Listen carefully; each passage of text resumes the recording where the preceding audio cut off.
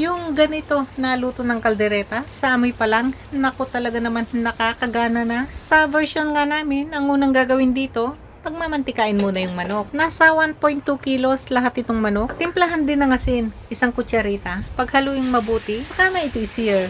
Lutuin hanggang sa mapagmantika na nga yung balat ng manok. Gamit dito yung malakas na setting ng apoy. Bakit ba kailangan malakas yung apoy? Nang sa gayon, maganda yung kulay ng pagkakaluto sa labas, pero hindi pa ito talaga luto sa loob. Patuloy lang ang pagluluto, halu-haluin, balik-balik pa rin, hanggang sa ganyan na nga yung itsura nito. Ngayon, pwede nang hanguin, saka na itabi. Sunod nang gagawin dito, prituhin ng gulay, unahin ng patatas, 3 tasa lahat to. Lutuin ng mga nasa 3 minuto. Sunod ng iprito dito, 1 tasa ng karot. Lutuin ng 1 minuto. Ilagay na ang bell peppers. 3 tasa lahat to. Lutuin hanggang sa maamoy na yung bango ng mga bell peppers. Hanguin, saka na itabi. Umpisahan na ang paggigisa. Buong ulo to ng bawang.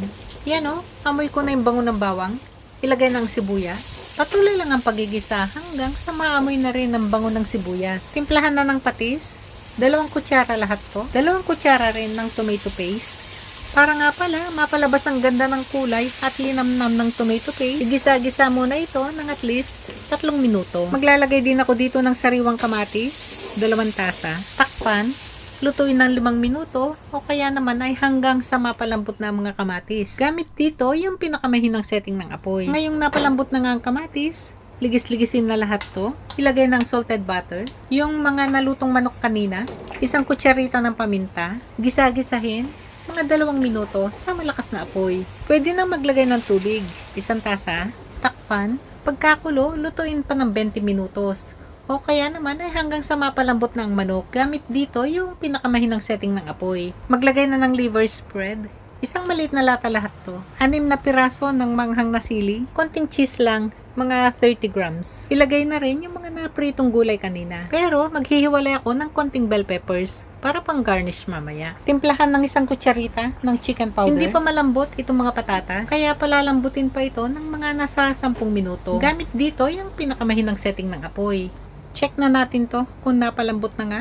Di ko nga pala naipakita kanina. Itong manok malambot na. Yan o. Ito namang patatas medyo malambot na rin. Pero gusto ko dito yung mas malambot pa. Para nga mas malinamnam, magdadagdag pa ako dito ng konting salted butter. Tikman para maihusto ang lasa. Kanyama na. Mabilis na lang to. Lutuin na lang ng mga nasa 5 minuto. O kaya naman ay hanggang sa mapalapot na ang sarsa at humiwalay na yung mantika sa sarsa. Gumamit na dito ng medium setting ng apoy. Huwag na rin itong takpan dahil nga sa medyo malapot na ang sarsa, mamalagayan na rin itong halu-haluin para naman hindi ito masunog. Pag patapos ng magluto, ilagay na yung mga bell peppers. Lutuin ng 1 minuto. O yan na o, may kaluto na. O ready to serve na to. Pero, siping kong balendadalan, makalaway laki ng kusina ako. Ababaw da, at may ngaranupan lakanwada.